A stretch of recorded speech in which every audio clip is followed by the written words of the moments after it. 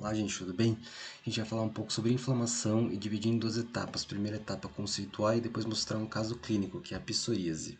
Primeiramente, o que é uma inflamação? Uma inflamação é uma lesão do tecido por uma resposta inflamatória que ocorre através da invasão de um corpo estranho, naquele tecido conjuntivo propriamente dito frouxo, que é onde ocorrem os fenômenos vasculares. O que acontece? Uma degranulação no mastócito, quando percebe esse agente invasivo, ele vai ativar sistemas plasmáticos de mediadores vasoativos e quimiotáticos, que vão causar vários sintomas da inflamação, por exemplo, o rubor pela vasodilatação, pelo aumento do fluxo, a permeabilidade vascular, que vai causar um edema, aquele aumento de fluido no tecido conjuntivo inflamado, infiltração celular, que vai ser a resposta tanto para combater quanto para reparar o tecido, a coagulação, isolamento e compressão de estímulos de terminações nervosas. Isso tudo é a liberação de fatores pró-inflamatórios e citocinas. Dois sintomas bastante comuns numa inflamação é o rubor e o calor, que a gente percebe o aumento da permeabilidade capilar, da vascularização, aquele aumento de fluxo sanguíneo. Aqui a gente está vendo um mastócito, ele reconhece, e aqui ele vai liberar substâncias pró-inflamatórias que vai criar uma resposta para essa perturbação aqui no tecido conjuntivo. Aqui a gente tem um edema dérmico, aqui a gente tem o tecido epitelial de revestimento, aqui a gente tem o tecido conjuntivo adjacente, e aqui tem o edema, que a gente pode ver pelo fluido plasmático e celular. A gente vê isso pelo espaçamento entre as fibras, e a gente tem o filtrado celular, especialmente composto de linfócito e eosinófilos. Já a perda de função, ela é mais notável em inflamações crônicas, ela também é outro sintoma cardinal da inflamação. E ela ocorre quando a substituição do tecido lesado por tecido fibroso durante a cicatrização. Ela é bastante intensa, aqui é um pulmão normal, ó. E olha como esse espaço aqui do bronquíolo dilatado foi totalmente substituído por um tecido fibroso. E da inflamação, a gente pode diferenciar em dois tipos, inflamação aguda e inflamação crônica. A inflamação aguda, ela se inicia rapidamente com o estímulo de lesões. As principais características é o edema e a migração de leucócitos, especificamente neutrófilos. Ela é a primeira resposta e faz reconhecimento e sinalização. A gente está vendo aqui, ó, adesão do neutrófilo no vaso sanguíneo, que ocorre a GP10, que vou mostrar também daqui a pouco. Neutrófilos, que são as principais células aí, característica da inflamação aguda. Ela é uma célula imune circulante mais abundante, primeira resposta, e ela é muito fagocitária. Olha aqui como a gente está vendo, ó, ele perseguindo aqui, ó, uma pequena partícula. E essa migração ocorre através da GP10 nos vasos sanguíneos. Ó, olha aqui a gente tem células vermelhas, aqui a gente tem o endotélio, ele vai passar, ó, daqui para cá para dar uma resposta celular. E outro exemplo de lâmina, aqui a gente vê uma pele normal. E aqui a gente vê uma pele inflamada. Olha o tanto de núcleo que tem aqui, ó, como tá corado aqui em roxinho, abundância de neutrófilos, o líquido. Olha a diferença da outra lâmina que estava bem rosinha normal, bem menos núcleo, né, gente? E além dos neutrófilos, outras células são macrófagos, que eles são residentes. Aqui a gente está vendo, ó, ele faz a fagocitose, tem monócitos, que ele deixa o vaso sanguíneo e diferencia em macrófagos teciduais. E eles, além de fagocitar resíduos, como a fibrina, que faz a reparação do tecido, ele também apresenta um antígeno para o linfócito T, atuando na resposta imune adaptativa. Aqui a gente vê uma outra lâmina, um pulmão. Ó, a via aérea aqui está totalmente desobstruída. A diferença para uma via aérea totalmente obstruída, ó, como macrófago, tem o núcleo dele bem coradinho, ele parece um ovinho frito. E além da inflamação aguda, a gente tem a inflamação crônica. A inflamação crônica, ela é infecção persistente, doença autoimune e exposição prolongada de agentes tóxicos. Ela pode durar acima de 6 meses e ela tem características aumento da celularidade, especialmente células mononucleares. Ela tem fase proliferativa e ela tem uma fase reparativa. A inflamação crônica, ela também tem bastante angiogênese, que é a formação de vasos novos, e a fibrilogênese, que ela vai substituir o tecido saudável por um tecido fibroso. Aqui, ó, a gente tem uma inflamação granulomatosa. Os granulomas são bastante comuns em inflamações crônicas. Ó, aqui a gente está vendo um macrófago, mas ó, as células se unem bastante. A gente vai conversar isso nos próximos slides, lâminas.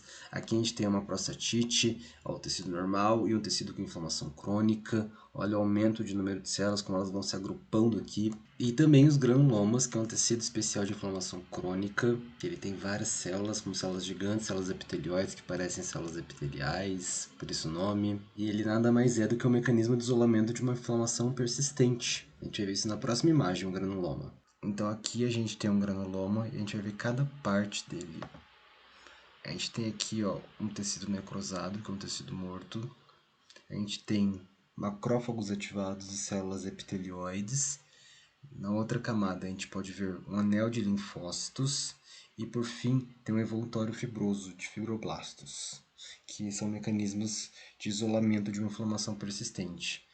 Agora, a gente vai conversar um pouco a respeito de um caso clínico, a psoríase.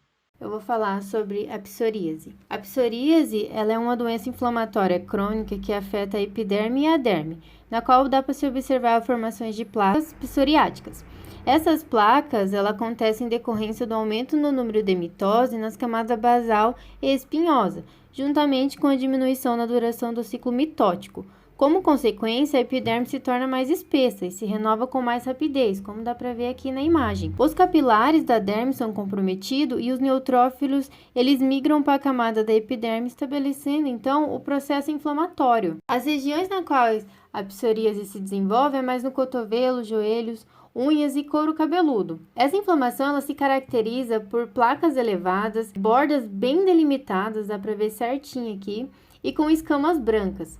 Aqui a gente consegue ver as placas avermelhadas e lesões do couro cabeludo. As células envolvidas nesse processo de inflamações são os linfócitos T, queratinócitos, neutrófilos e células de Lange. Os linfócitos T, eles apresentam as células bem esféricas com núcleo bem corado.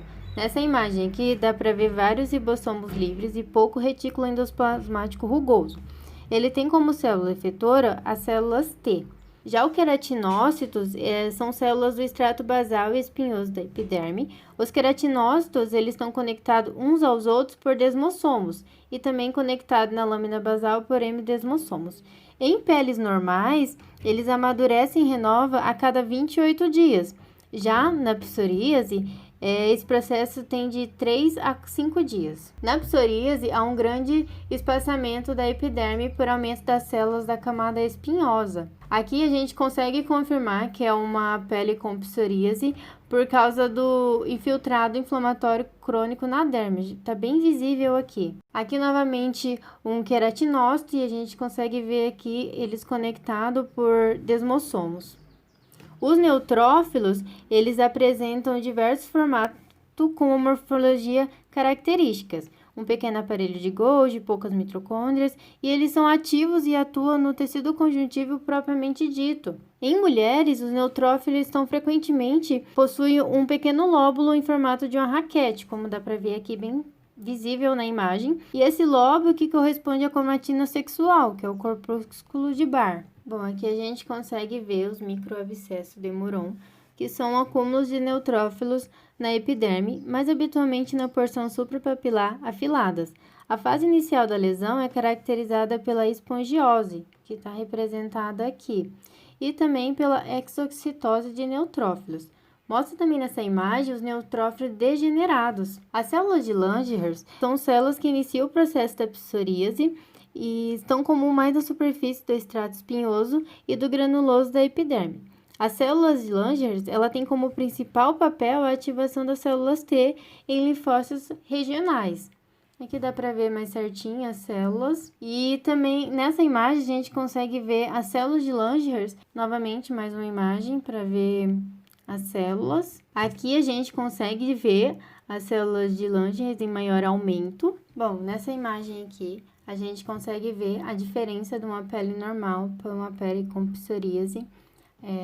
A diferença é aqui no extrato córneo, dá para ver no extrato granuloso. Aqui, nessa imagem, são duas lâminas de pele normal, que dá para notar a espessura da epiderme, o que já é bem diferente na psoríase. Aqui a gente consegue já ver melhor. Aqui o infiltrado inflamatório crônico na derme novamente. Nessa imagem aqui a gente consegue ver um edema mais específico aqui. Aqui são células inflamatórias. Aqui o edema mais visível. Nessa imagem a gente consegue ver a camada granulosa ausente, camada espinhosa e os núcleos na camada córnea. Vale lembrar que a psoríase não é uma doença contagiosa, então o paciente não precisa sofrer distanciamento ou exclusão social. Até o momento não há cura, porque não se conhece a causa específica, mas é possível regredir no quadro dermatológico. O tratamento ele depende do grau de extensão e intensidade das lesões. Então, se é uma lesão leve, um creme ou uma pomada anti-inflamatória pode ser utilizado. Se a lesão é mais grave, fototerapia com UV é recomendado. Essas são nossas referências. Muito obrigada pela atenção.